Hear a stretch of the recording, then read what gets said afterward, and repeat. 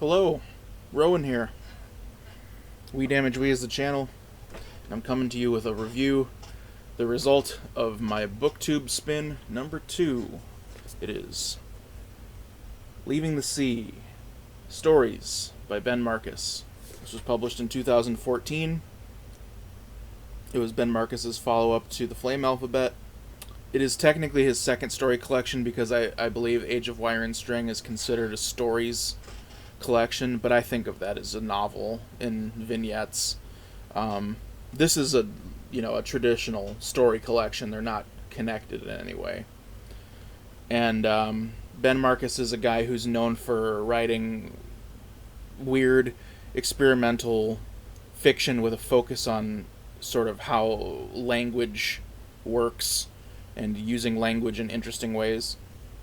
And so I began reading this, and to my surprise found the opening few stories to be very straightforward and not experimental at all. We begin with one that's called What Have You Done?, which is a story about a man who is going back to his hometown of Cleveland for the first time in over 10 years, and he's estranged from his family, but he's returning home for this family reunion, and he's sort of had this life. He's married and has a child, but he feels unable to tell his family about them because he thinks that they aren't gonna not believe that it's true.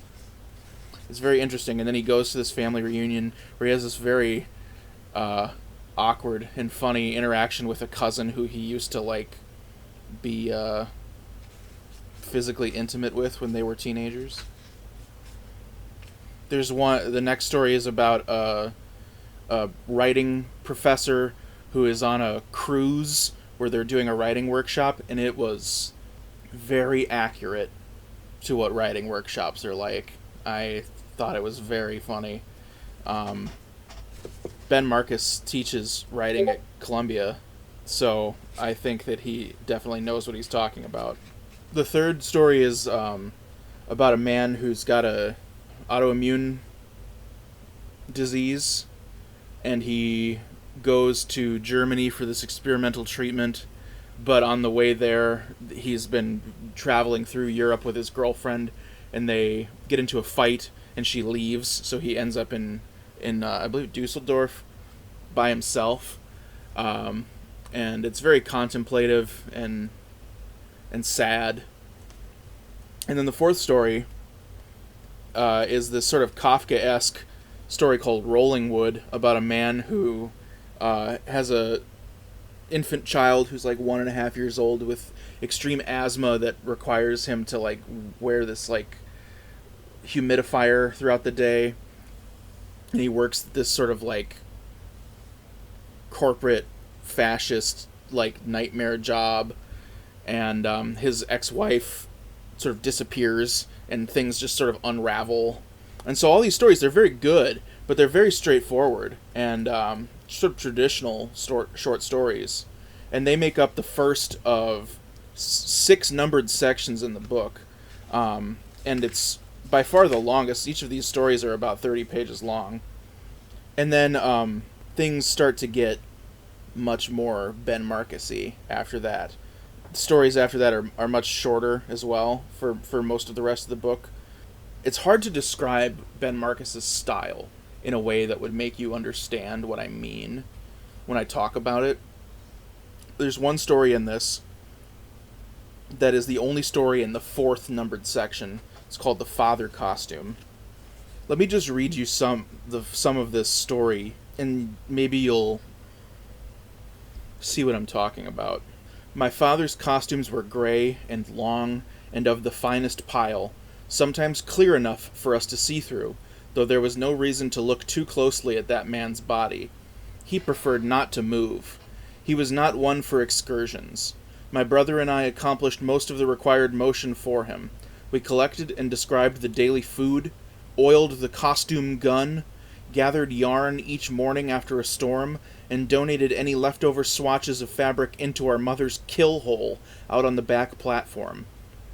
My father threw handfuls of our mother's fabrics in the morning and studied how they fell, diagrams in cloth that could have meant anything. His body was hunched and foreign. He grimaced with each gesture, his face often decorated with cotton bracings. When the disarray proved baffling to him, he brought in my brother for consultations. I sat on the bench and watched them crouch at their work. I could not read fabric. I had a language problem. My brother spoke a language called forecast. It consisted of sounds he barked into a stippled leather box. When my father wrapped my brother's hands in cotton waffling, my brother could tap out a low-altitude language on the floor, short thuds of speech that my father held his listening jar to. On those evenings when the sky was stretched too tight and the birds struck against it like pebbles on our roof, my brother slept off his forecast expulsions in a sling hanging from our door. He cried softly inside his mesh bag, while I dotted our windowsills with listening utensils in case a message came in the night. So, that's the first 2 paragraphs of the story. The story is ostensibly about this family, a narrator of an unknown gender, their brother and their father leave this house under some sort of unknown duress and go on this excursion via boat while wearing this father costume before the brother is expelled and then dragged behind the boat and presumably dies. And then the father builds this veil of lenses that obscures the narrator from all visual existence. They can no longer perceive or be perceived. Very strange stuff. Very interesting. Compelling, both in idea and in language. I love that about Ben Marcus. A lot of these stories in the back half of the book are really short and really weird and much more in the style that I came to expect from him. I have nothing against the sort of more normal style of the stories of the first half. I liked them quite a lot, actually. But it definitely was different from what I was accustomed to. The final story of the collection is called The Moors, and it's by a good margin the longest. It's over 40 pages long. And it's very weird, but not in the way that I was expecting it to be. It's more straightforward than something like the one I read that excerpt from. But tells the story at the beginning. It says, "At work today, Thomas the Dead, as he had privately named himself, made a grave miscalculation by using baby talk with a colleague." And then it proceeds to tell how this happened, which is literally the events of he gets up to go get coffee at his job from the coffee pot, and walking down the hall, there is a female colleague, who is also walking to the coffee pot, and he's following her. They arrive, he watches her get the coffee, then he goes to get the coffee. She turns around and says, "Hi, Thomas. How's it going?" And then he starts talking baby talk to her and saying that, "Please hold me, colleague. I need you to please hold me." But so the description of that happening that I just said took 15 seconds. But the story is over 40 pages long.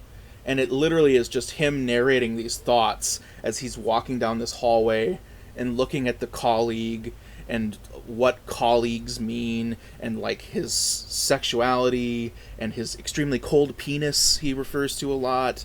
It's very stream of consciousness and very, very strange. Not as strange in language, but definitely strange in idea. As a sort of stream of consciousness, it felt very, like Joycean or something, where it's taking this small moment and stretching it out so long. Overall, I liked this collection a lot. It didn't blow my mind like his other books have. It definitely, like all story collections, it has ones that are stronger and ones that are weaker. I definitely wouldn't say this is a great place to start with him, I don't think. I think Flame Alphabet is a great place to start with him because it's got more of a narrative thread that you can follow, which sort of holds your hand as you go through this crazy world that he creates. Whereas, like, Age of Wire and String and Notable American Women are both very, like, loose in plot. Or in Age of Wire and String's case, there is no plot at all. It's just insanity. This, I mean, I guess it's not the worst place you could start, but, like, I feel like it's not necessarily representative of what I think of as, like, a Marcesian style in its totality. But you could certainly do worse. He's got one more story collection that's more recent. It's called Notes from the Fog. I don't own it yet. Came out in 2018. So I'm excited to read that, because once I read that, I'll have read everything that Ben Marcus has written. I really, really like Ben Marcus a lot. So if you're interested in weird ideas and experimentation with language and, like, pushing language to its boundaries and, like, what English is capable of, its limitations, absolutely cannot recommend Ben Marcus enough. Yeah. I know I haven't posted in a couple days. I've not been good at keeping up with reading the last couple days, so it took me a few days to finish this book. And I'm going on a little mini vacation to a friend's cabin tomorrow morning, so I won't be posting probably for the rest of the week, but I'll have a little vlog wrap-up video once I get back on Sunday night. So, thanks for watching, guys.